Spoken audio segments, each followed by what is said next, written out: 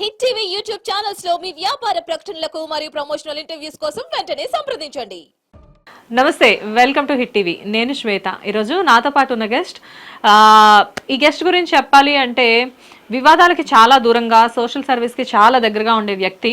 కాకపోతే ఏంటంటే ఈ మధ్యన కాంట్రవర్షియల్సే కేర్ ఆఫ్ అడ్రస్గా మారిన సూర్యాబాయ్ ఈరోజు మన స్టూడియోలో ఉన్నారు. నమస్తే సూర్యాబాయ్. నమస్తే అమ్మా. ఎలా ఉన్నారు? చాలా బాగున్నా. యా, ఎప్పుడు వచ్చినా కానీ అలా కళకళకళలాడుతూ ఆ గోల్డ్ అంతా వేసుకొని రావాలా? ఆరోగ్యమే మహాభాగ్యం అని పెద్దలు అన్నారు కదా. అవును, మనం ఆరోగ్యంగా ఉంటాం కాబట్టి ఎప్పుడు కలకల్లాడుతూ ఉంటాం.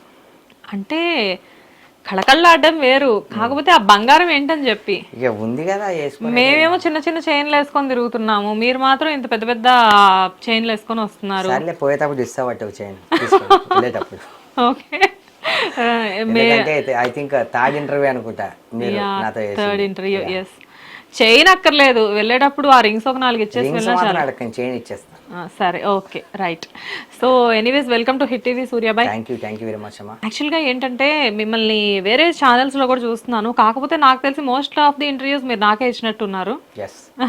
కానీ ఇక్కడ విషయం ఏంటంటే ఈ మధ్యన కాంట్రవర్షియల్స్ ఎప్పుడు నడుస్తూ ఉన్నాయి, అండ్ మీవి కూడా చూస్తూ ఉన్నాను నేను, స్టేటస్లు అవి కూడా. ఎక్కడ చూసినా మంచి ఫైర్, అంటే లైక్ ఒక ఫైర్ బ్రాండ్ లాగా ఎప్పుడు హాట్ డిస్కషన్స్ జరుగుతున్నాయి మీడియా పీపుల్తో. మీకు అంటే మీడియా పీపుల్తో కనెక్ట్ అవుతున్నారా, లేకపోతే మీడియా పీపుల్ ఏమన్నా మీకు శత్రువులుగా మారుతున్నారా? మనం ఒక్కసారి అడిగేసిన తర్వాత శత్రువులో మిత్రులో తెగించి ముందుకు వెళ్ళిపోవడమే.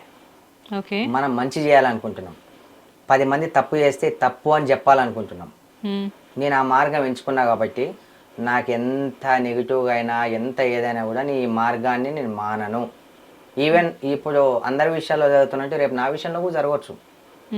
ఇలా చెప్తున్నా, ఎందుకంటే నేను ఎంత జెన్యున్గా ఉన్నా నాకు తెలుసు. అందుకోసమని నేను మాట్లాడడానికి సిద్ధంగా ఉన్నా. ఓకే, అండ్ ఇవాళ ప్రెసెంట్ టాపిక్ తీసుకుంటే శేఖర్ భాష. యాక్చువల్గా శేఖర్ భాష గారు రెగ్యులర్గా నా స్టూడియోకి వచ్చి ఇంటర్వ్యూస్ ఇవ్వడం జరుగుతూ ఉంది, మీరు కూడా చూస్తూనే ఉన్నారు.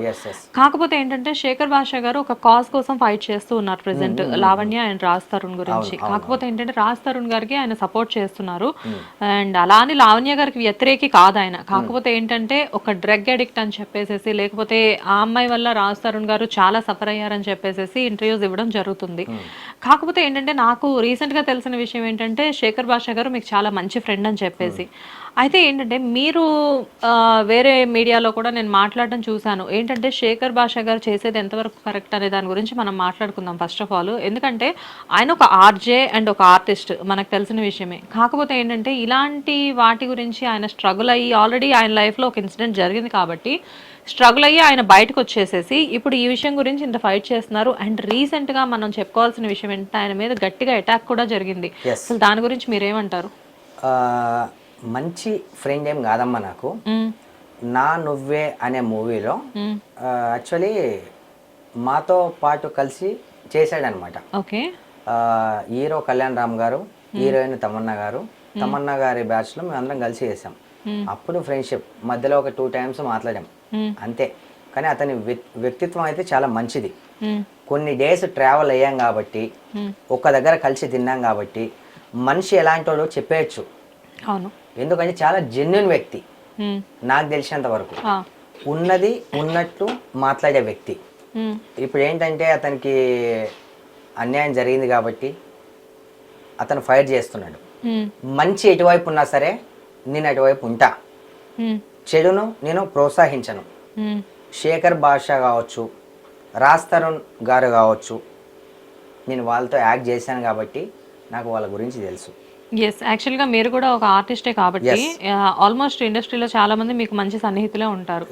అండ్ మీ యాటిట్యూడ్ ప్రకారం చూసినా కానీ, అంటే మీరు సోషల్ సర్వీస్ వైజ్గా కానివ్వండి, లేకపోతే ఓల్డ్ సిటీ సూర్యాబాయ్ అనేసరికి ఆల్మోస్ట్ ఇండస్ట్రీలో అందరికీ కూడా బాగా తెలుసు. కాకపోతే ఇక్కడ విషయం ఏంటి అంటే మీకు రాజ్ తరుణ్ తెలిసి ఉండొచ్చు కానీ ఓకే, లావణ్య గారు తెలిసే ఛాన్స్ అయితే నాకు తెలిసినంత వరకు లేదు. కాకపోతే ఏంటంటే వన్స్ వివాదాల చుట్టూ ఇప్పుడు ఆవిడ తిరుగుతూ ఉన్నారు, ఆవిడ నలుగుతూ ఉన్నారు ఒక పక్క, కానీ ఎవరు కూడా ఆవిడ వైపు మాత్రం మాట్లాడట్లేదు. సో అసలు వన్స్ లావణ్య గారి వీడియోస్ అన్ని మీరు కూడా చూస్తూ ఉన్నారు కాబట్టి అసలు మీకేం అర్థమైంది? అమ్మా, తప్పు ఎక్కడున్నా సరే తప్పని చెప్పాలి, ఉప్పు ఎక్కడున్నా సరే ఉప్పు అని చెప్పాలి. ఇప్పుడు మీకు తెలిసినంత వరకు నాకన్నా బాగా మీకే తెలుసు, మీడియా తప్పులు మీకే తెలుసు. లావణ్య గారు ఏం చేశారు ఒక డ్రగ్స్ విషయంలో కావచ్చు, రాజ్ తరుణ్ గారు, సారీ నేను అమ్మాయి గురించి ఒక సిస్టర్ లాగా నేను మాట్లాడుతున్నా, కానీ సిస్టర్ అయినా సరే తప్పు చేస్తే ఎవరైనా శిక్షించాలి అనేది నా డ్రీమ్. నేను అదే పెట్టుకున్నాను అనమాట. లావణ్య గారు, రాజ్ తరుణ్ గారు ఓకే ఉన్నారు. ఇప్పుడు ఏంటంటే ప్రతి ఒక్కరికి అదో ప్యాషన్ అయిపోయింది, ఒక్కరు సరిపోవట్లే. ఈవెన్ అమ్మాయిలకు కావచ్చు, అబ్బాయిలకు కావచ్చు. డబ్బులు తీసుకోవడానికి ఒకరు, దాని తర్వాత ఎంజాయ్ చేయడానికి ఒకరు. ఇలా ఈ అక్రమ సంబంధాలు అనేటివి చాలా ప్రాబ్లమ్స్కి దారితీస్తున్నాయి. అందులోన మెయిన్ ఎవరైతే ఫోకస్ ఫేమ్లో ఉన్నారో వాళ్ళకి ఎక్కడ వెళ్ళాలో తెలియనప్పుడు మీడియా ముందుకు వచ్చేస్తున్నారు. కానీ మీరు చెప్పినట్లు లావణ్య గారిది రాజ్ తరుణ్ది అక్రమ సంబంధం కాదు కదా. సరే, లావణ్య గారిది రాజ్ తరుణ్ గారిది అక్రమ సంబంధం కాదు, లివింగ్ రిలేషన్షిప్లో ఉన్నారు. మరి మస్తాన్ గారి దగ్గరికి ఎందుకు వెళ్ళారు?